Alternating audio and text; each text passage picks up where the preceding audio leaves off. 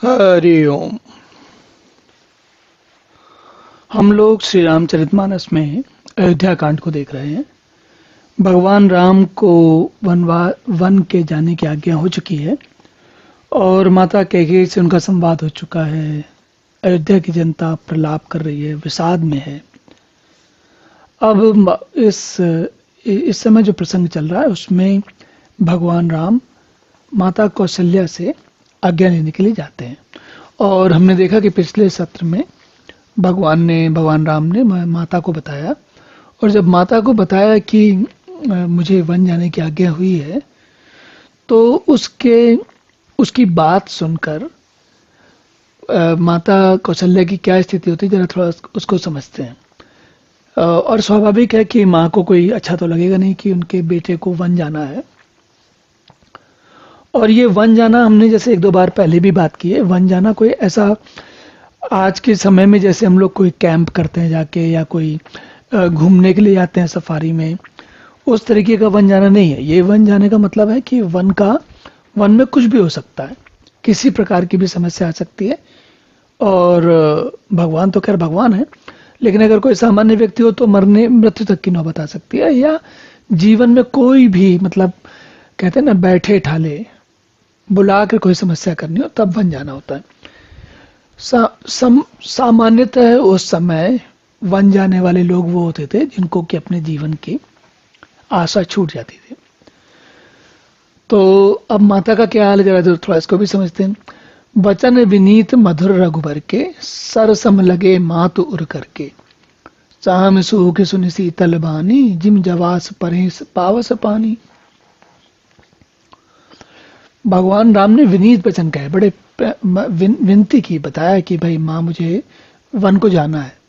लेकिन माँ के हृदय में तो वो वचन जो है वो शूल के समान, बाण के समान लगे, और उससे उनको बहुत कष्ट हुआ। उनकी भगवान राम की वाणी शीतल थी, लेकिन सहम सूख सुन शीतल वाणी, लेकिन जो माँ है उनका हृदय तो बिल्कुल सहम गया और सूख गया। ऐसा सूख गया जैसे बरसात का पानी पड़ने से जवासा सूख जाता है। और कहीं न जाए कछु हृदय विषादु, मनहु मृगे सुन के हरिनादु, नयन सजल तन धर धर कापी, माजहि खाए मीन जन मापी। कहीं न जाए कछु हृदय विषादु, इतना विषाद है कि कहा नहीं आ रहा, हृदय में इतना विषाद है कि कुछ कहा नहीं जा रहा।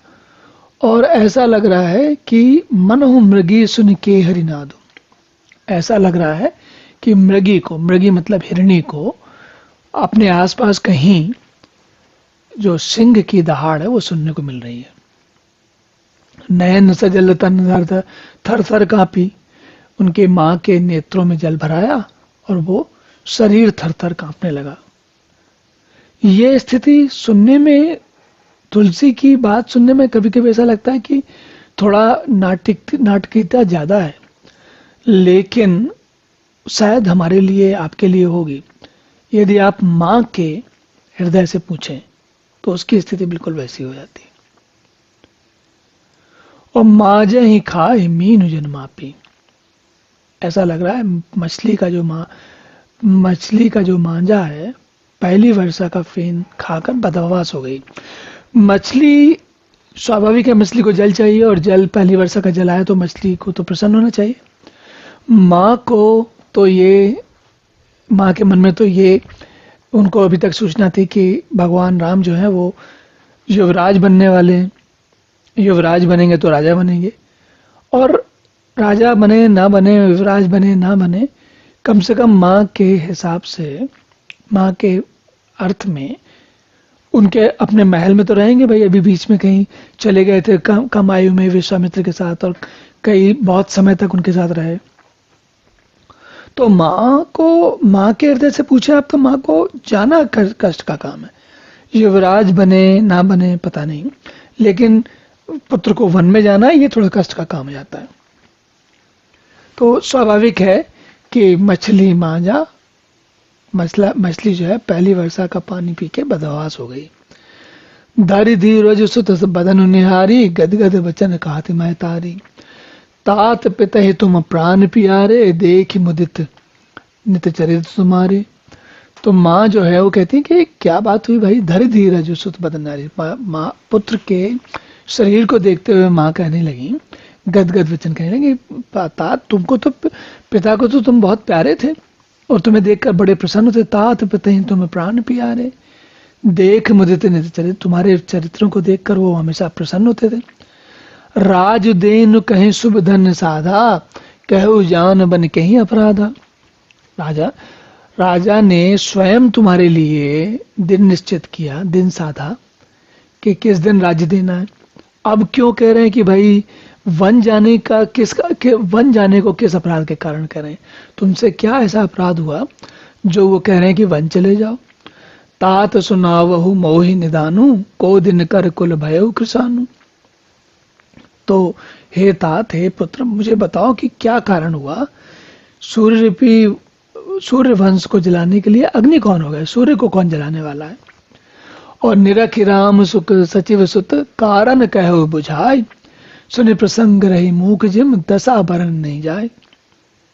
तब श्री रामचंद्र जी का रुख देकर मंत्री के पुत्र ने सब कारण समझाकर कहा, और उस प्रसन्न को पूरी बात सुनकर क्या कि कैकेयी ने कैसे वर मांगा और महाराज ने क्या उनको दशा हुई और क्या देना पड़ा, तो वो चुप रह गई, कुछ कह नहीं पाई। और स्वाभाविक है कि सभ्य व्यक्ति ऐसी स्थिति में क्या कहेगा। राख न सकहि कही सक जाहू, दुहु भांति उर दारुन दाहू, लिखत सुधा कर गा लिख राहू, विधि गति बाम सदा सब काहू। कह रही है तुलसी कहते हैं कि न रख ही सकती है, न यह कह सकती कि वन चले जाओ। ये कह सकती हैं कि भाई वन चले जाओ, माँ का मन ये भी नहीं समझ में आ रहा उसको कि कहें कि वन चले जाओ, और ये भी नहीं कह सकते कि अब रुक जाओ। तो दोनों कारणों से हृदय में भारी संताप हो रहा है और मन में सोच रहे हैं कि विधाता की चाल सबके लिए टेढ़ी होती है, पता नहीं भगवान को क्या करना होता विधाता को। लिखने गए चंद्रमा और लिख दिया राहु, धर्म स्नेह उभय मति घेरी, भई गति सांप सचुंदर घेरी। राखऊं सुतहि करऊं अनुरोधु, धर्म जाय अरुबंध विरोधु। धर्म और स्नेह दोनों के असमंजस में कौशल्या जी की बुद्धि पड़ गई है। धर्म स्नेह उभय मति घेरी, दोनों तरफ से, उभय मतलब दोनों तरफ से, धर्म और स्नेह दोनों ने अलग अलग तरफ से घेर लिया है। और स्थिति जो है सांप छछूंदर जैसी। सांप छछूंदर का अर्थ होता है कि सांप जो है छछूंदर को खाने भी नहीं पाता और निगलने भी नहीं पाता। राखऊं सुतहि कराऊं अनुरोधूं, अगर पत्र को हट करती हूँ कि घर में रुको, मत जाओ, मत राजा का आदेश मानो, ना वन की जाने की बात करो, ना कैकेयी की बात करो, तो धर्म जाए अरुबंधु विरोधी। एक तरफ तो धर्म जाता है और दूसरी चीज भाइयों में आपस में झगड़ा होता है। भाई उनको तो नहीं मालूम, लेकिन उनको लग रहा है कि जब भरत को कह दिया गया तो भरत कहेंगे कि अब तुम जाओ अपना, भाई हम क्यों तुम्हें, राजा तो हमें बना दिया तो तुमको क्यों बुलाएं, अब राम से कहेंगे। ऐसी संभावना उनके मन में उठती है। हम जानते हैं कि भरत के मन में ऐसा कोई भाव नहीं है और हर बार ऐसा कोई संकेत नहीं है कि भरत को ऐसी कोई स्थिति है, लेकिन मन भाई सोचने वाले के राजधानी को तो पता नहीं पूरी बात क्या है। जितनी बात उन्होंने महारानी कैकेयी के बारे में सुनी वही हो सकता, कुछ और भी बात हो। तो आगे कहती है, कहूं जान बनताओ बड़ी हानि, संकट सोच विवश भई रानी। बहुर समझते धर्म सयानी, राम भरत दो सुत समझानी। कहूं जान बन तो बड़ी हानि, अगर जाने को कहूं वन तो भी बड़ी हानि। और संकट सोच विवश भई रानी, संकट और सोच मतलब विचार के कारण रानी विवश हो गई। बहुर समझते धर्म सयानी, राम भरत दो सुत समझानी। अब देखिए यहाँ पर चरित्रों का जो अंतर है वो समझ में आता है। महाराज दशरथ बड़े प्रतापी राजा हैं, लेकिन वो भी अवश हो गए। महारानी कैकेयी जो बहुत प्रेममयी माँ थी, उनकी बुद्धि फिर गई। लेकिन महारानी कौशल्या जो माँ है, उनका विचार कैसा है जरा उसका भी आनंद लेते हैं। कहती हैं, देखिए, बहुर समझती धर्म स्वानी, सब बहुत सोच करके बुद्धिमती कौशल्या जी ने क्या कहा, राम भरत दो सुत समझानी। राम और भरत दोनों एक ही जैसे हैं, मेरे पुत्र हैं, दोनों के दोनों पुत्र हैं। और सरल स्वभाव राम महतारी, बोली बचन धीर धरि भारी।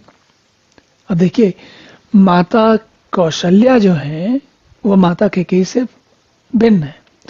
माता कैकेयी का ऐसा नहीं कि उनके मन में कुछ चाल भले ही आ गई, लेकिन सब कुछ है, लेकिन वो भी उनका स्वभाव अलग है। माता कौशल्या जो है वो सरल स्वभाव की है। उनके मन में कोई विचित्र या उटपटांग या दुर्बुद्धि वाला ख्याल नहीं आया, कोई ऐसा विचार नहीं आया। बोली बचन धीर धरि भारी, तो धीर धरी मतलब धीरज धर के सोच समझ के उन्होंने बोला। क्या कहा? तात जाहूं बल कीन्य हुनी का, पितु आयुष सब धर्म का टीका। कहते हैं, हे पुत्र तुमने बहुत अच्छा किया, पिता की आज्ञा को मानना सबसे अच्छा धर्म होता है, और बहुत सही किया तुमने। पिता ने कहा बन जाओ तो बिल्कुल जाओ, कोई दिक्कत वाली बात नहीं है, जरूर जाओ, मैं बलिहारी आती हूँ, तुमने अच्छा किया। और उसके बाद कहती हैं, राज देन कही दीन बनु, मोह न सो दुख लेस, तुम बिन भरतहि भूपतहि प्रजय प्रचंड कलेश। अब माता की भी चिंता देखिए क्या है। ये कह रही है राज क्या, राज्य देने को कहकर वन दे दिया, कोई बात नहीं, मुझे इसका कोई दुख नहीं। दुख तो इस बात का है कि तुम जब चले जाओगे तो भरत को, प्रजा को, महाराज को, सबको बहुत कष्ट होगा।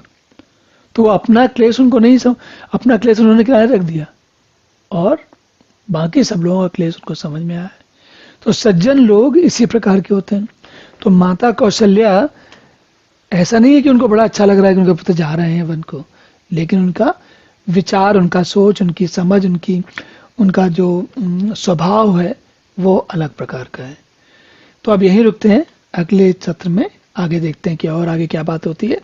तब तक के लिए हरि ओम।